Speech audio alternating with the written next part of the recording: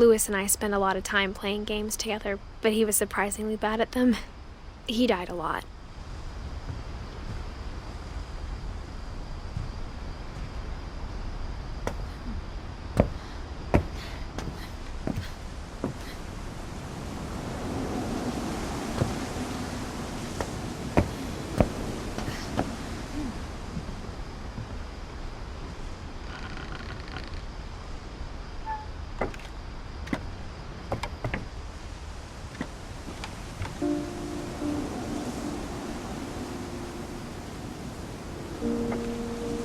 On the way back from Lewis's funeral, my mom told me to start packing. She waited until the day before we left to tell Edie. I'm not sure if she wanted to make it easier or harder.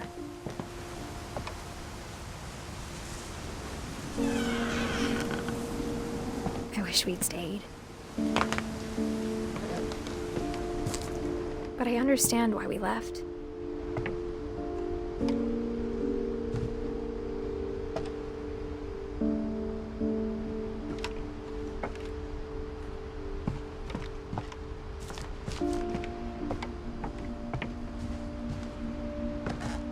My mom ended up leaving everything behind.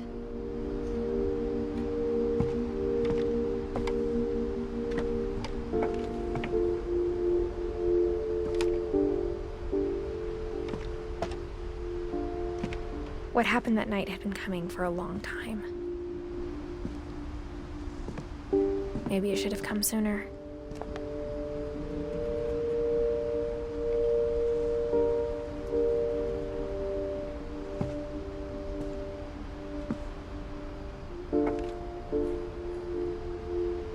But it had to end one way or another. All that's left now is to tell you about that last night.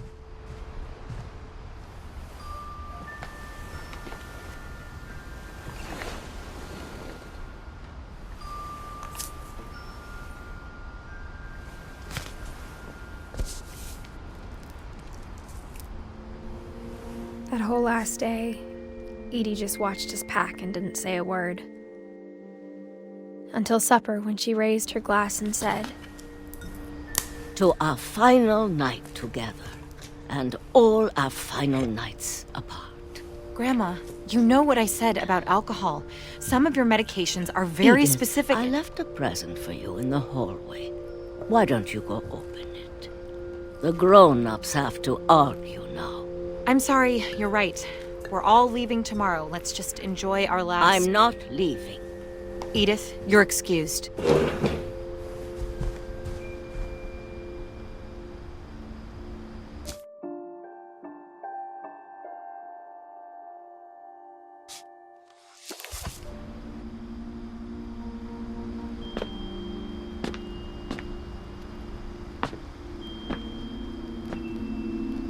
The power had been shut off that morning, but Edie always had plenty of candles.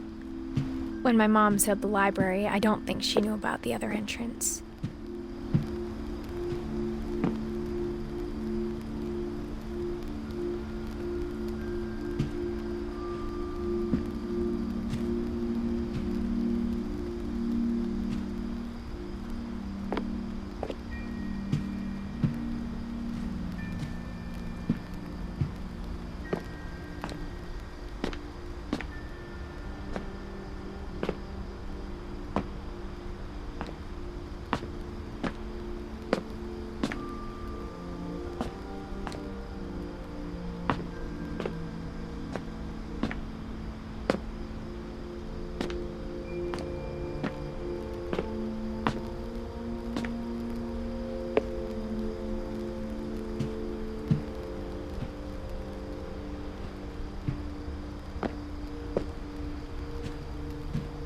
Or that Edie had a key to it.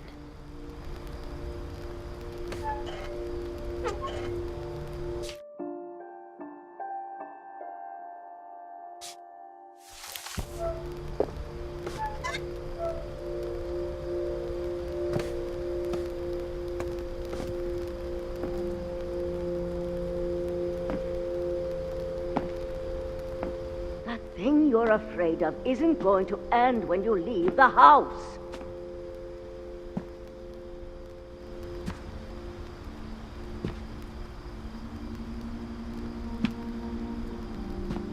Edith has a right to know these stories. My children are dead because of your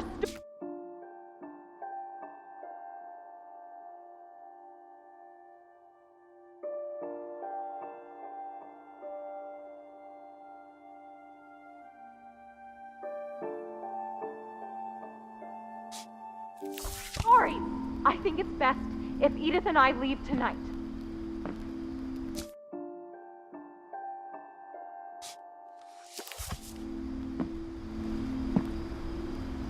We'll have the nursing home send a van for you in the morning, okay?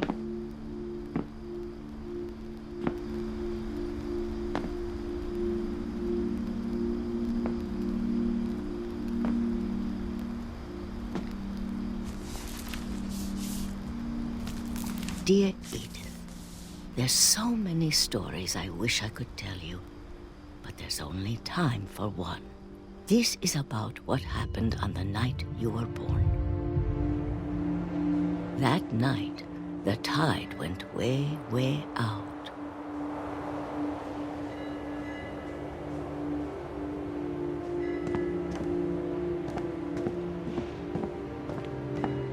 It was the first and last time I ever saw the old house aground.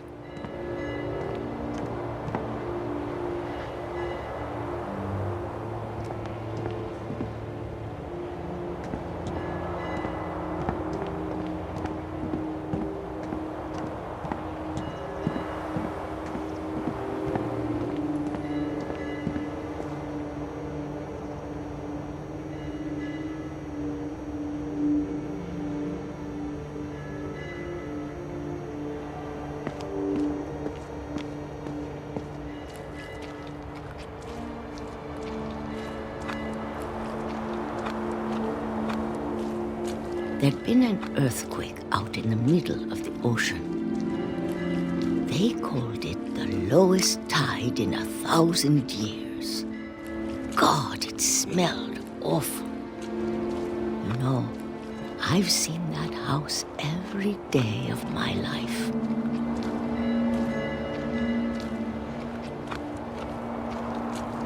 But I never thought I'd go back to it. When the fog rolled in, I lost my way.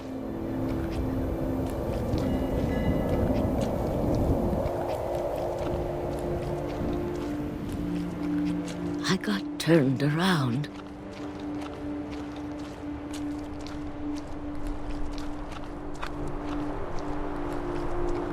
I started seeing things.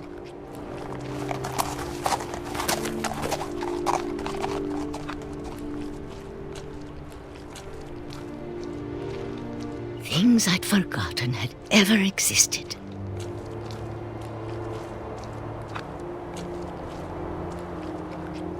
But when I saw them, they felt like old friends. That night, a lot of things came back to me. Or maybe I came back to them.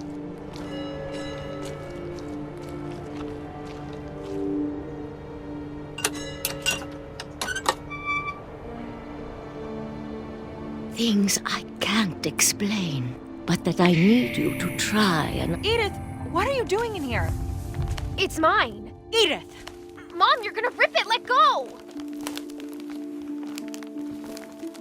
I kicked and screamed, but Mom dragged me to the car. I never saw Great-Grandma Edie again. The next morning, the van came to pick her up, but she was already gone. After that, we moved around a lot.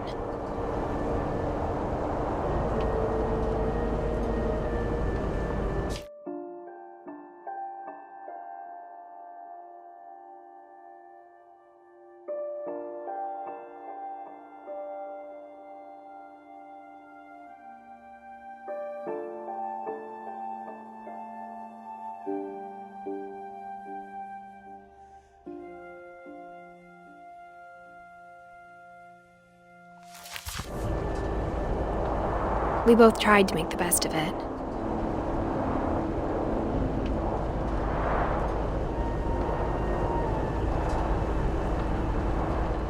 A few years went by.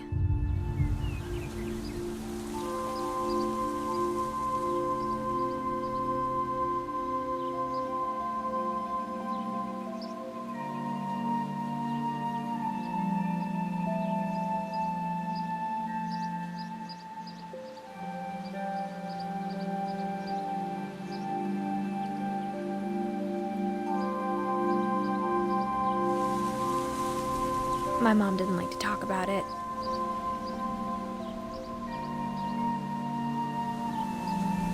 But she started getting sick a lot.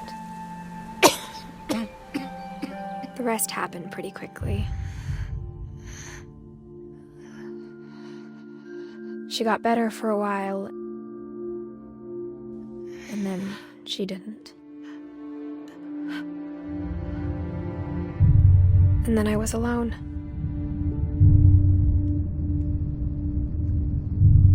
The last Finch left alive.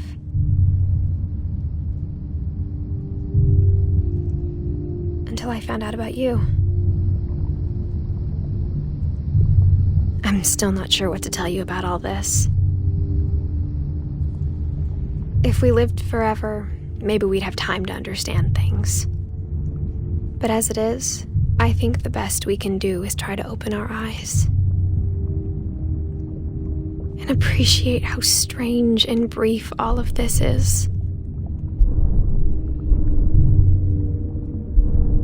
This journal was supposed to be for you.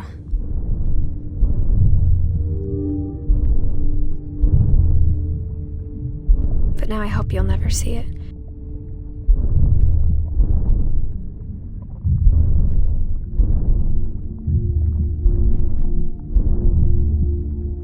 I just want to meet you and tell you all these stories myself. But I guess if you're reading this now, things didn't work out that way.